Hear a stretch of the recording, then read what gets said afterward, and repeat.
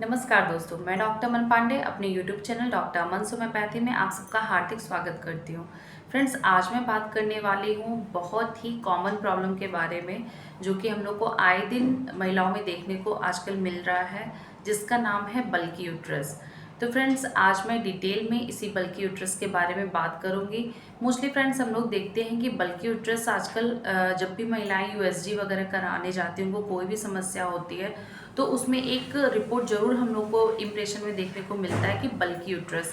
तो फ्रेंड्स, आज डिटेल में बात करूंगी कि बल्की यूट्रस जो है वो कब कॉम्प्लिकेशन ज़्यादा क्रिएट करता है, या फिर वो कब मेडिसिन से ही ईजिली रिमूव हो सकता है, या फिर उसको हम लोग को किस कंडीशन में सर्जरी का सहायता लेना पड़ता है। तो फ्रेंड्स, डिटेल में मैं इसी के बारे में बात करूंगी कि बल्की यूट्रस क्या होता है, इसके कॉजेज यानी इसके कारण क्या होते हैं, इसके सिम्टम्स यानी लक्षण क्या क्या देखने को मिलते हैं, इसके बहुत ही इफ़ेक्टिव होम्योपैथिक ट्रीटमेंट की बात करूंगी, और फ्रेंड्स इसके कॉम्प्लिकेशन क्या क्या हो सकते हैं उसकी भी बात करूंगी डिटेल में। तो फ्रेंड्स, मेरे पूरे वीडियो में बने रहिएगा, और अगर मेरा वीडियो आपको पसंद आता है तो प्लीज़ लाइक, शेयर और मेरे चैनल को सब्सक्राइब जरूर करिएगा। तो फ्रेंड्स, चलिए बात करते हैं कि बल्की यूट्रस क्या होता है। फ्रेंड्स, जो बल्की यूट्रस होता है, जैसा कि नाम इंडिकेट कर रहा है, बल्की यूट्रस एक साइन या सिम्टम है। ये कोई डिसीज़ नहीं है, बल्कि इसके अंडरलाइन डिसीज़ होती है, जिसकी वजह से ये बल्की यूट्रस की कंडीशन हम लोग को देखने को मिलती है। फ्रेंड्स, हम लोग नॉर्मली देखें तो यूट्रस का जो साइज़ होता है वो 7 सेंटीमीटर उसकी लेंथ होती है, 5 सेंटीमीटर उसकी विड्थ होती है, और 2.5 सेंटीमीटर उसकी थिकनेस होती है। ये तो फ्रेंड्स नॉर्मल कंडीशन है। लेकिन अगर 1-2 पॉइंट अगर सेंटीमीटर में अंतर आता है, यानी कि अगर वो बढ़ता है, तो फ्रेंड्स ये नॉर्मल कंडीशन रहती है। इसमें हम लोग थोड़ा सा मेडिसिन वगैरह यूज़ करके इसको इरेडिकेट करते हैं। उसके लिए हम लोग को किसी भी सर्जरी की ज़रूरत नहीं पड़ती है। लेकिन अगर उसके अंडरलाइन कोई डिसीज़ है जो कि बहुत ही कॉम्प्लिकेटेड है, तो उस समय हम लोग को सर्जरी के लिए देखना पड़ता है। तो फ्रेंड्स, सबसे पहले बात करते हैं कि बल्की यूट्रस किन किन कारणों की वजह से हम लोग को देखने को मिलता है। तो फ्रेंड्स, सबसे पहला कारण आता है फाइब्रॉइड। यूट्राइन फाइब्रॉइड जो कंडीशन होती है, एक नॉन कैंसरस ग्रोथ हो जाती है यूट्रस में, जिसकी वजह से हम लोग को बल्की यूट्रस देखने को मिलता है। इसमें फ्रेंड्स, फाइब्रॉइड में क्या होता है कि जो फाइब्रॉइड है वो धीरे धीरे बढ़ने लगता है यूट्रस में, जिसकी वजह से यूट्रस का साइज भी इंक्रीज होने लगता है, जिसकी वजह से हम लोग को बल्की यूट्रस देखने को मिलता है। सेकेंड कारण की बात करें तो फ्रेंड्स, इसमें एडिनोमायोसिस। फ्रेंड्स, एडिनोमायोसिस जो कंडीशन होती है, इसमें क्या होता है कि जो हमारी यूट्रस की लाइनिंग होती है, इंडोमेट्रियल लाइनिंग होती है, उसके बाद मस्कुलर लाइनिंग होती है। तो जो मस्कुलर लाइनिंग होती है, वहाँ पे इंडोमेट्रियल लाइनिंग जो होती है वो ओवर ग्रोथ कर जाती है मसल लेयर में, तो जिसकी वजह से वहाँ पे ओवर ग्रोथ होने लगती है टिश्यूज़ की, जिसकी वजह से हम लोग को बल्की यूट्रस देखने को मिलता है। थर्ड कंडीशन की बात करें फ्रेंड, पीसीओडी। पीसीओडी एक हार्मोनल इम्बैलेंस की कंडीशन से हम लोग को देखने को मिलता है, जिसकी वजह से भी हम लोग को बल्की यूट्रस देखने को मिल सकता है।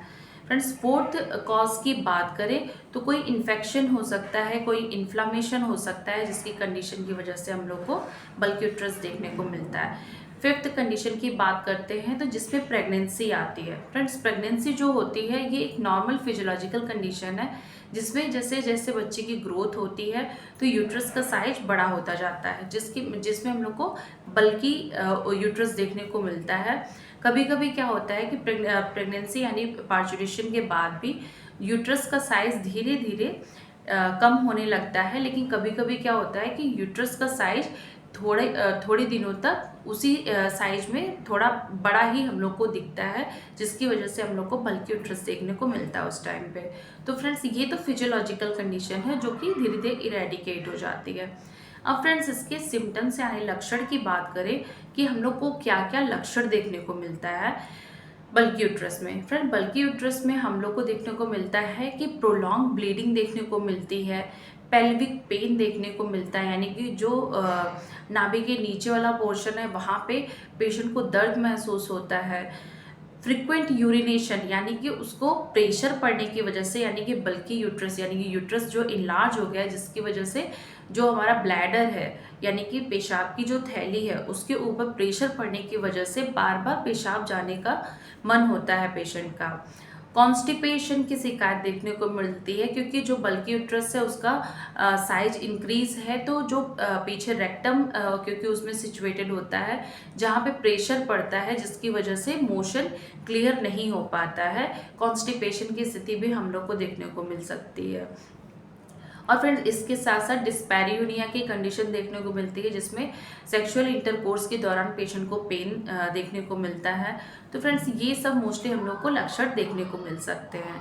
अब फ्रेंड्स अब चलते हैं इसके कॉम्प्लिकेशन की बात करते हैं कि हम लोग को कॉम्प्लिकेशन क्या क्या देखने को मिल सकता है बल्कि यूट्रस के केस में।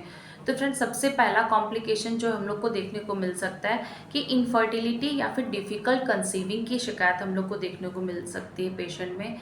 सेकेंड कॉम्प्लिकेशन की बात करें तो प्रोलॉन्ग ब्लीडिंग यानी कि बहुत लंबे समय तक उसको ब्लीडिंग भी हो सकती है।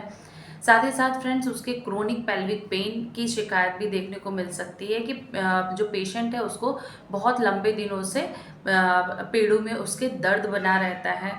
फोर्थ कॉम्प्लिकेशन की बात करें तो friends severe anaemia due to prolong bleeding की भी शिकायत हम लोग को देखने को मिल सकती है कि पेशेंट बहुत ज़्यादा अनीमिक हो जाती है क्योंकि उसको बहुत लंबे समय से हैवी ब्लीडिंग देखने को मिल सकती है। तो फ्रेंड्स ये सारे कुछ कॉम्प्लिकेशन इसके हम लोग को देखने को मिलते हैं। अब फ्रेंड्स बात करते हैं इसके बहुत इफेक्टिव होम्योपैथिक मेडिसिन के बारे में कि कौन कौन से होम्योपैथिक मेडिसिन इसमें हम लोग को बहुत मददगार होती है। तो फ्रेंड्स सबसे पहली मेडिसिन की बात करें तो Calcarea carb. Friends Calcarea carb एक बहुत ही इफेक्टिव मेडिसिन होती है उस केस में देने के लिए जहाँ पे हम लोग को देखने को मिलता है कि पेशेंट को फाइब्रॉइड की वजह से बल्कि यूट्रस देखने को मिलता है क्योंकि वहाँ पे फ्रेंड्स ओवर ग्रोथ हो रही है। तो ओवर ग्रोथ जहाँ पे होती है वहाँ पे कैलकेरिया का बहुत ही अच्छा इफेक्ट है उसका, जहाँ पे हैवी ब्लीडिंग भी हम लोग को देखने को मिलती है। पेशेंट को बहुत ज़्यादा फटीगनेस रहती है, अनीमिक हो जाती है पेशेंट जो होती है चिली होती है, बहुत ही सेंसिटिव टू कोल्ड होती है। तो फ्रेंड्स अगर ये सारे लक्षण हम लोग को देखने को मिलते हैं तो कैलकेरिया कार्ब की हम लोग 30 पोटेंसी 5-5 वो सुबह दोपहर शाम देते हैं तो बहुत ही अच्छे रिजल्ट देखने को मिलते हैं। सेकेंड मेडिसिन की बात करते हैं तो थूजा ऑक्सीडेंटलिस। फ्रेंड्स थूजा एक बहुत ही इफेक्टिव मेडिसिन होती है जहाँ पे भी ओवर ग्रोथ हम लोग को देखने को मिलती है यानी कि फाइब्राइड हो गया, पॉलिप हो गया, तो ये सारी कंडीशन अगर हम लोग को देखने को मिलती है तो हम लोग थूजा की 30 पोटेंसी 5-5 वो सुबह दोपहर शाम देते हैं तो बहुत ही अच्छे रिजल्ट देखने को मिलते हैं। फ्रेंड्स थर्ड मेडिसिन की बात करें तो सीपिया बहुत ही इफेक्टिव मेडिसिन होती है वहाँ पे देने के लिए जहाँ पे हम लोग को हार्मोनल इम्बैलेंस की वजह से यानी कि पीसीओडी वगैरह हो गया है, पेशेंट को बेयरिंग डाउन सेंसेशन हो रहा है, पेशेंट बहुत ही इंडिफरेंस मेंटली चली गई है, बहुत ही ज़्यादा इरिटेबिलिटी है पेशेंट को। तो फ्रेंड्स ये सारे लक्षण अगर हम लोग को देखने को मिलते हैं तो सीपिया की 30 पोटेंसी हम लोग 5-5 वो सुबह दोपहर शाम देते हैं तो बहुत ही अच्छे रिजल्ट देखने को मिलते हैं। फ्रेंड्स अगली मेडिसिन है जिसका नाम है लैकेसिस। फ्रेंड्स लैकेसिस एक बहुत ही इफेक्टिव मेडिसिन है जो कि लेफ्ट साइडेड पेशेंट को दी जाती है जहाँ पे हम लोग को बहुत ही ज़्यादा हैवी ब्लीडिंग देखने को मिलती है। जो ब्लड रहता है वो ब्लैकिश कलर में रहता है, पेशेंट जो होती है बहुत ही लोक्वेसियस होती है, बहुत ही बातुनी टाइप होती है। तो ये सारे लक्षण अगर हम लोग को देखने को मिलते हैं तो लैकेसिस की 30 पोटेंसी 5-5 वो सुबह दोपहर शाम देते हैं तो बहुत ही अच्छे रिजल्ट देखने को मिलते हैं। तो फ्रेंड्स ये सारे कुछ होम्योपैथिक मेडिसिन है जिसको हम लोग देते हैं पेशेंट को तो डेफिनेटली बहुत ही अच्छे रिजल्ट देखने को मिलते हैं।